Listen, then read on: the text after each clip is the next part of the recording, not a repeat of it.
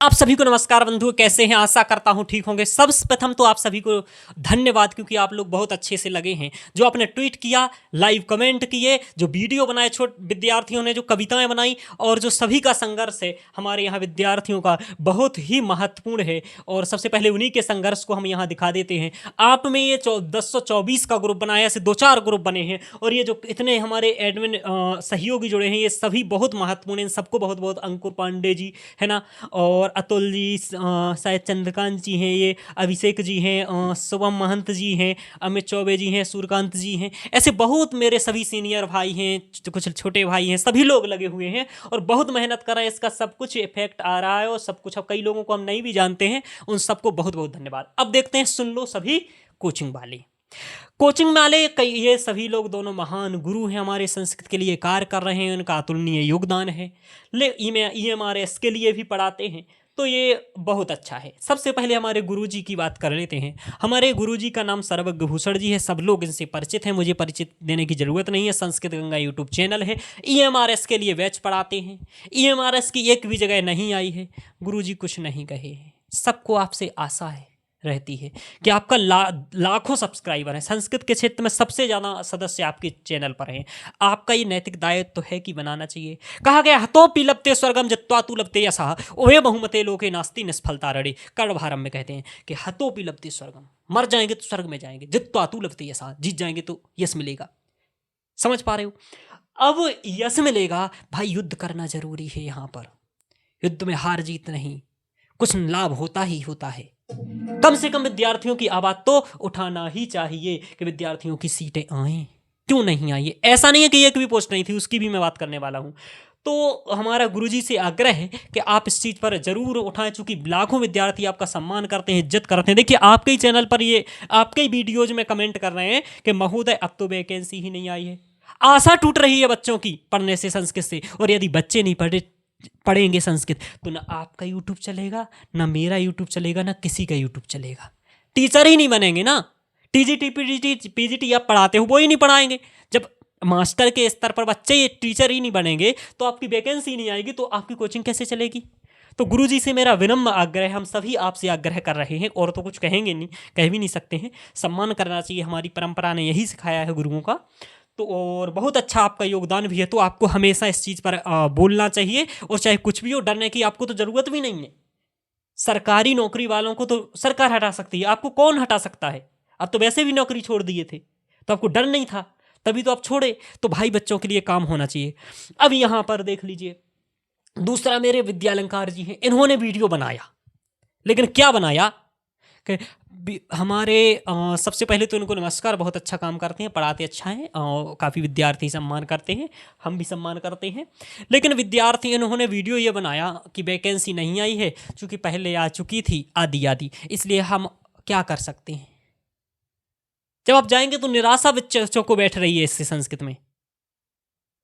जबकि ऐसा यदि है तो ये खुद ये आकर के ना कहते कि dear candidate, notification has been issue by NESTS as per availability of vacancy various post. ये हमारे विद्यार्थियों ने मेल किया, उसका सरकारी संस्था को भी रिप्लाई देना पड़ा। सभी मित्रों का इतना दबाव रहा, ट्विटर पर इतना दबाव रहा कि सभी को देना पड़ा। हमारे गुरुजी ने भी निराशा नहीं छोड़ी। कुलपति जी ने भी कहा कि मैं आपके साथ हूं, हम आपके समर्थन में काम भी करेंगे। मैंने यहां पर भी गुरुजी से कहा, डरने की कोई जरूरत ही नहीं है।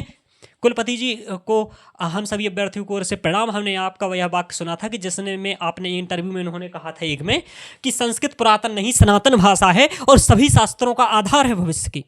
तो वही, और यह केवल एक शास्त्र नहीं है, अपितु विविध शास्त्रों का भविष्य। इंडियन नॉलेज सिस्टम IKS की बात करते हैं, उसी के तहत ये बातें इन्होंने कही।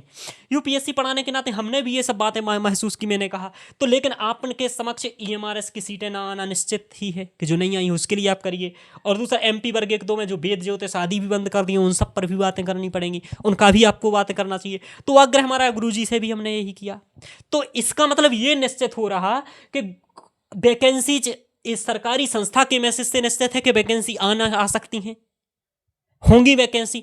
और भाई, आप कह रहे हो सतथ्य में बात करता हूं, मैं आपसे आदर सहित पूछता हूं, अपने RTI देकर के क्या संस्था से पूछा कि कितने वैकेंसी संस्कृत में है? यदि ये इन्होंने पूछा होता सतथ्य कि इतनी वैकेंसी है और सभी सीटें भरी हुई हैं इसलिए नहीं आनी चाहिए, तब तो अच्छी बात है, कोई दिक्कत ही नहीं है, फिर क्या कर सकते हैं हम। लेकिन आप तथ्य तथ्य कह के नवोदय की बात करते रहे और नवोदय की बात में आप बच्चों को यह बहतला रहे हो कि नहीं आई तो हम क्या कर सकते हैं, आंदोलन का कोई लाभ नहीं होगा,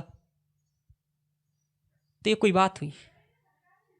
तो आप बात होनी चाहिए, क्योंकि बात नहीं करेंगे तो कैसे काम चलेगा। कहा गया है कायरायप्यसक्तावा नोत्साहे सुजायते प्रायण ही नरेंद्रस्ति सोत्साहैव भुज्यते, कि भाई आपको उत्साह तो दिखाना पड़ेगा, उत्साह यदि आप में है, अब लड़ाई करते हैं तब तो विजय स्त्री आपके हाथ लगेगी। साहसे प्रतिबसती स्त्री, कि जिसमें साहस होता है उसको मिलती है। यहां तो हम पहले ही से साहस खत्म करें, नहीं आएगी भैया वैकेंसी, नहीं आएगी तो रो लो, निमंत्रण खा लो, बोलो बाया गुंग सोम अब्रते, बस यही करते रहो, इससे संस्कृत सुरक्षित हो जाएगी। तो भाई कम से कम साहस दिखाना चाहिए हम लोगों को कि भाई हम प्रयास करें, और ये बच्चों का ही प्रयास है, सभी विद्यार्थियों का ही प्रयास है, मित्रों का प्रयास है हमारे, किस तरह, मैं बार बार विद्यार्थी बोल दे रहा हूँ, कई सारे मित्र भी हैं यहाँ जो मेरे विद्यार्थी बिल्कुल भी नहीं हैं, चूँकि टीचर होने के नाते मुझे आदत हो गई, इसलिए चलिए। तो जैसे गुरुजी ने कहा अब ये काम करें, हालांकि अब गुरुजी ने केवल लिख दिया है, लिखने से काम नहीं चलेगा गुरुजी, अब हम लोगों को आपसे बहुत बड़ी आशा है।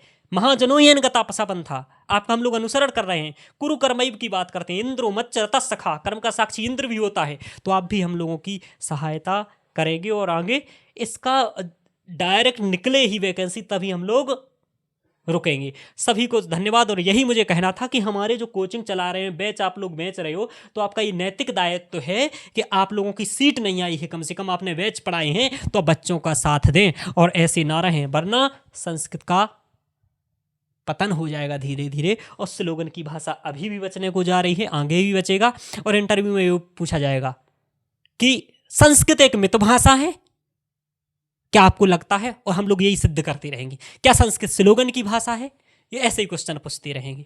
तो भाई आप सबसे मेरा आग्रह है, विनम्र आग्रह है, सभी विद्यार्थियों की तरफ से आग्रह है, मुझे कोई मतलब नहीं है, मैं तो ना EMRS पढ़ाता हूं और ना EMRS देता हूं, मुझे दोनों से मतलब नहीं है, लेकिन विद्यार्थियों की भविष्य की बात है, संस्कृत की बात है, तो वहां पर यह बात रखनी जरूरी है। तो ओके मित्रों, आज इतना ही। आप सभी इसको शेयर जरूर करिएगा और इन सभी टीचरों तक पहुंचाइए, जिससे कि आगे आपका सहायता किया जा सके। मैं करूं, आप करें और सब करें, इसलिए इसको शेयर जरूर करिएगा। ओके मित्रों, सधन्यवाद। मैं हमेशा आपके साथ खड़ा हूं, खड़ा रहा जो अपने पद पर लाख मुसीबत आने पर मिली सफलता उसे अंततः जीने पर या मर जाने पर।